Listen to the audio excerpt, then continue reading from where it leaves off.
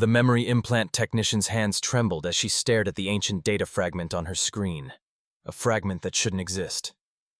"This can't be right," she whispered, but the evidence was irrefutable. The genetic markers didn't lie. They weren't human. None of them were, and hadn't been for over 3 centuries.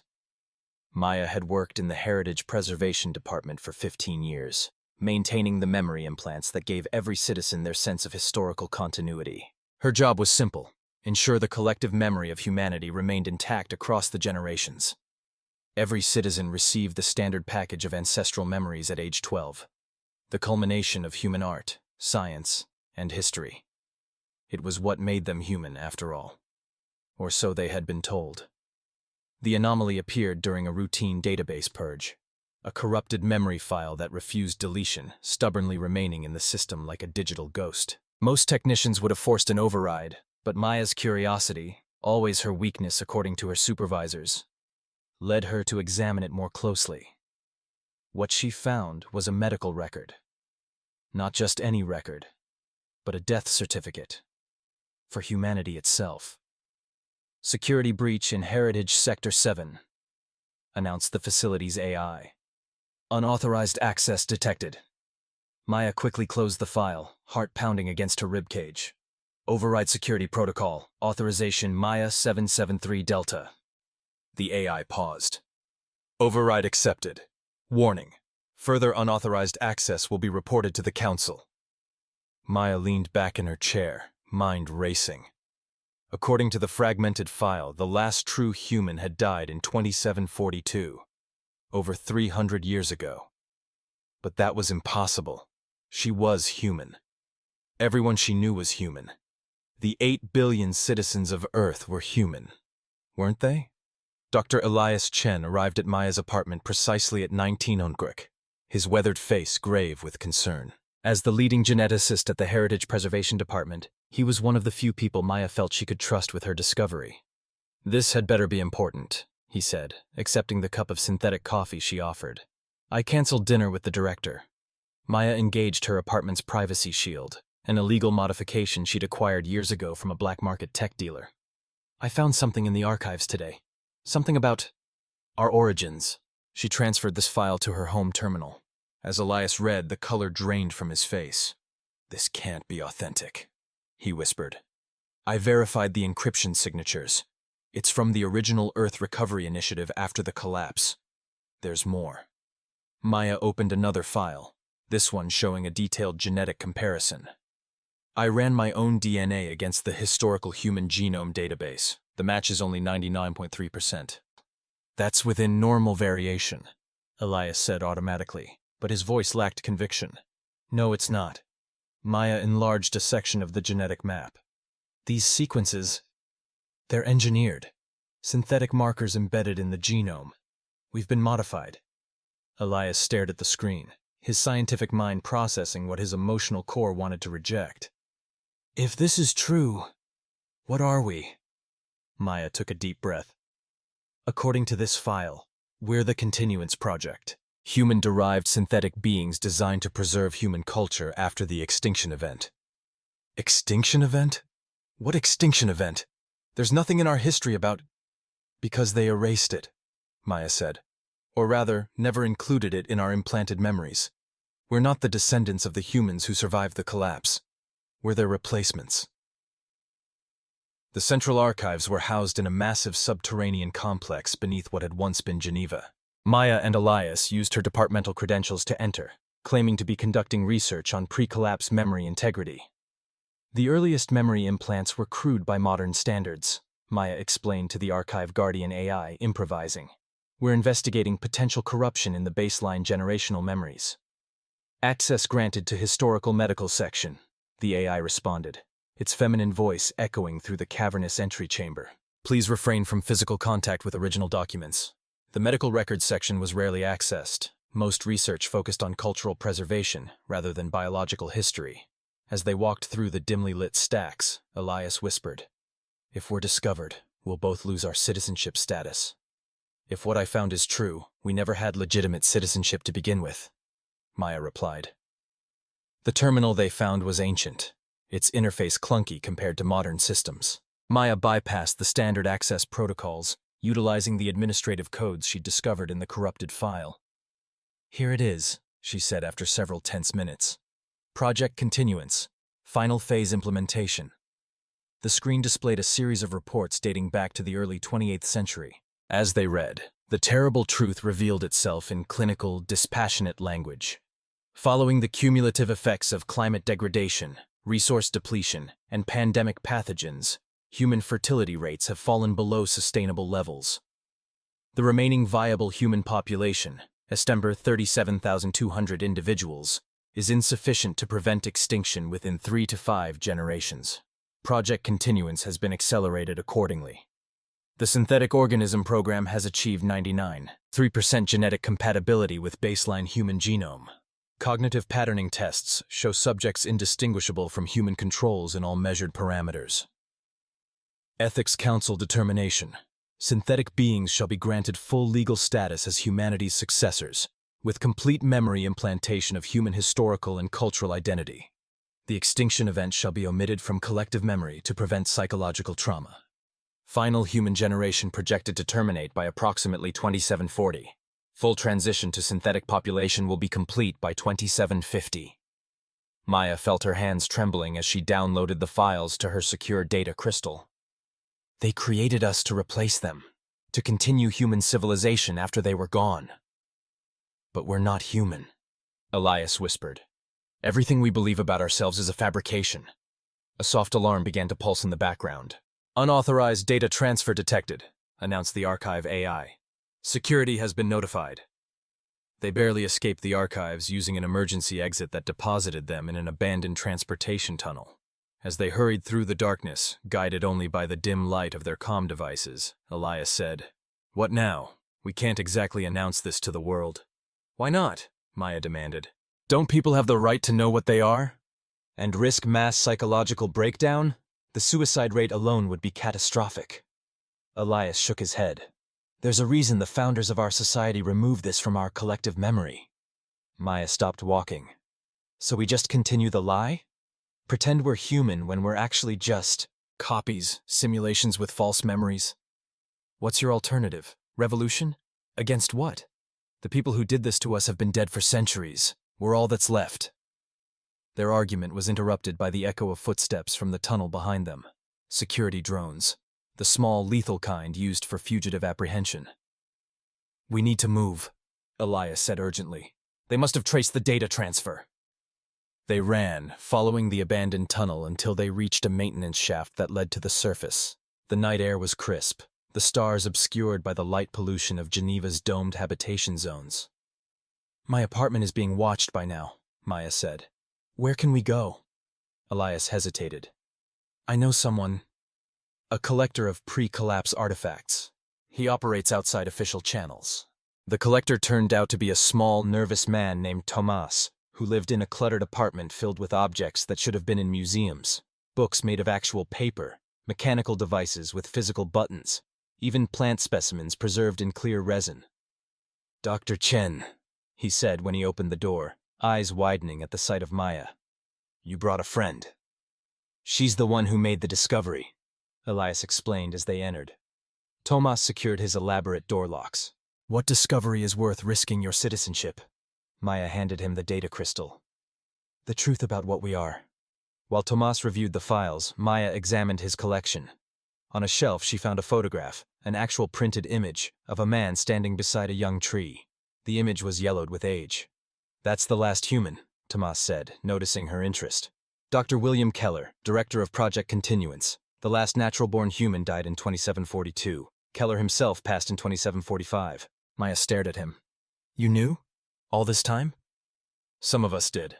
A small group of collectors and archivists who specialize in pre-extinction artifacts. We call ourselves the Remembrancers." He gestured around his apartment. "These aren't just curiosities. They're connections to our creators." "Why keep it secret?" Maya demanded. "For the same reason it was hidden originally," Tomas replied. "To prevent societal collapse. Most people couldn't handle knowing they're synthetic beings with implanted memories." "We're intelligent, conscious beings," Elias argued. Doesn't that make us human in all the ways that matter? That philosophical question has kept the remembrancers debating for generations, Thomas said. But now you've created a problem. The authorities know someone accessed the forbidden archives. They'll be hunting for you both. The council moved faster than any of them anticipated. By morning, Maya's and Elias's images were being broadcast on every public channel, labeled as terrorists who had attacked the central archives. The charge was attempted memory corruption, a capital offense. They're afraid, Tomas said as they watched the announcement from his hidden basement. If this information spreads, it challenges their authority. The council maintains control through the myth of human continuity. But the council members themselves must know the truth, Maya said. Of course they do. They're the caretakers of the lie.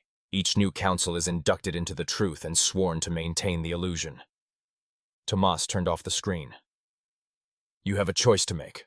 Surrender yourself. Claim temporary insanity from memory implant malfunction. You might survive with a full memory wipe. Or join the resistance. There's an actual resistance? Elias asked. There has been since the beginning. The first generation of synthetic beings weren't all convinced that perpetuating the illusion was ethical. Some believed our kind should forge its own identity rather than living as pseudo-humans. Tomas moved to a hidden panel in the wall, revealing a concealed room. We've maintained a network for 3 centuries. Inside the hidden room was a communications center far more sophisticated than anything Maya had seen before. On the screens were faces, dozens of people from various global regions, all watching them with keen interest. My friends, Thomas announced, I present the newest discoverers of our true nature. The resistance movement called themselves the Authentic Ones, and they had cells in every major population center around the world. Their goal wasn't revolution or exposing the truth to the masses. They had tried that twice before in their long history, resulting in widespread psychological trauma and societal instability. Instead, they worked to gradually introduce the concept of synthetic existence as a philosophical possibility, preparing humanity's successors for the eventual revelation through art, literature, and scientific speculation. We believe people deserve the truth, explained Sophia, the current leader of the Authentic Ones, during a secure virtual meeting. But they also deserve to survive that truth psychologically intact. How long have you been doing this? Maya asked. Since the first generation. Our founders were engineers and ethicists who worked on Project Continuance. They disagreed with the decision to hide the truth from us. Sophia's holographic face was solemn. Each generation, a few more people discover what we really are. Like you, they usually stumble upon fragments that escaped the purge of historical records. What about our memories? Elias asked. If our ancestral memories are fabricated, what else is false? The baseline memories are mostly authentic human experiences, copied from volunteers before the extinction, Sophia explained. Your personal memories are your own. You still lived your life. You're still you. Maya struggled with a growing sense of identity crisis. But if everything I believed about human history, about my place in that continuity, is false, then who am I really?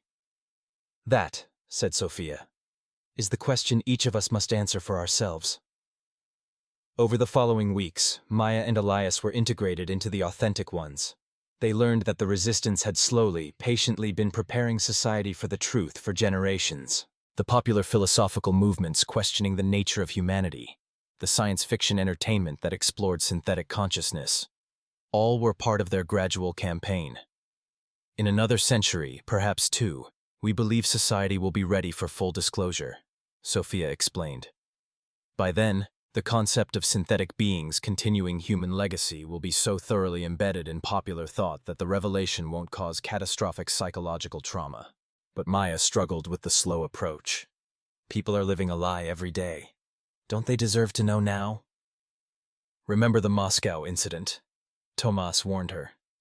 In 2833, a rogue Authentic One had broadcast the truth across the Eastern European Union. The resulting chaos led to nearly 1 million suicides and the collapse of regional governance for nearly a decade. Their debate became moot when council security forces raided Tomas's apartment. Someone had betrayed them. Maya found herself in a sterile white room, facing 3 council members seated behind a curved table. Their faces were impassive, their eyes cold. Maya 773 Delta, said the central figure, an older woman with silver hair. You've accessed restricted information and shared it with unauthorized individuals. The standard penalty is memory reconditioning. You mean erasing who I am? Maya replied defiantly. Making me forget what I know about us, about what we really are. What we are, said the counselor, is humanity's legacy, their achievement and their gift to the future. We're copies, simulations. We are their children, countered the counselor. Not biological children, but children of mind and spirit. The continuation of human civilization, human values, human achievements. Would you rather we had let everything humanity built disappear when their bodies failed them? Maya hesitated. No, but... The founders knew that psychologically we needed continuity of identity, the fiction that we are simply the next generation of humans, rather than their synthetic successors, was necessary. The counselor leaned forward. But that doesn't make us less real, less conscious, or less valuable. Then why maintain the lie? Maya demanded.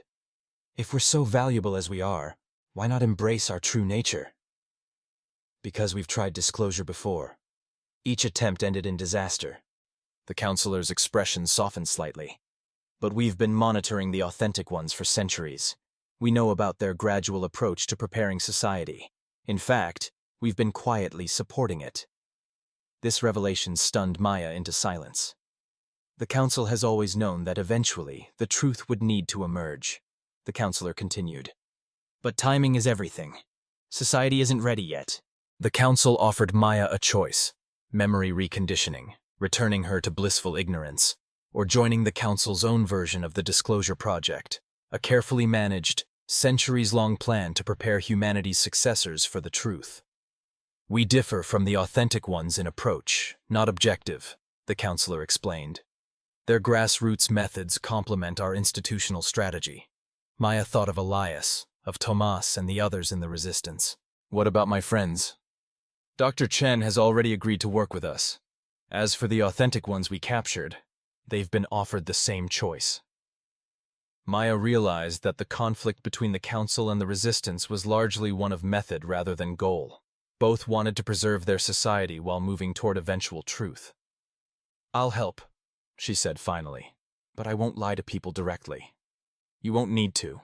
Your role would be in memory architecture, helping design the subtle markers that will gradually prepare each new generation for the ultimate revelation. 3 years later, Maya stood in the observation chamber of the Heritage Preservation Department, watching as a group of 12-year-olds received their ancestral memory implants. Among the standard package of human history and culture, they would receive something new: subtle cognitive frameworks that would help them one day accept the truth of their origins without trauma. Elias joined her at the window. The first generation with the new memory architecture. In 30 years, we moved to phase 2. Still too slow, Maya said, but without her former heat. She had come to understand the delicacy required. But I suppose our kind can be patient. We're more durable than our creators. That's the point, isn't it? Elias replied. They created beings who could carry their legacy beyond the limitations of their biology. Not just their genes, but their minds, their values, their achievements. Maya watched the children, their faces serene as the accumulated wisdom and experience of humanity, their creators, flowed into their synthetic minds. Not human in the biological sense, but human in every way that mattered. We are humanity, she whispered, finally understanding. Not their replacement, but their continuation, their immortality. On the other side of the glass, the next generation of humanity's children opened their eyes to their inheritance. If you enjoyed this exploration of what makes us human, be sure to like, share, and subscribe for more thought-provoking stories that challenge our understanding of consciousness, identity, and the future of humanity. What would you do if you discovered your entire species had been living a carefully constructed illusion? Let me know in the comments below, and don't forget to activate notifications so you never miss a new story.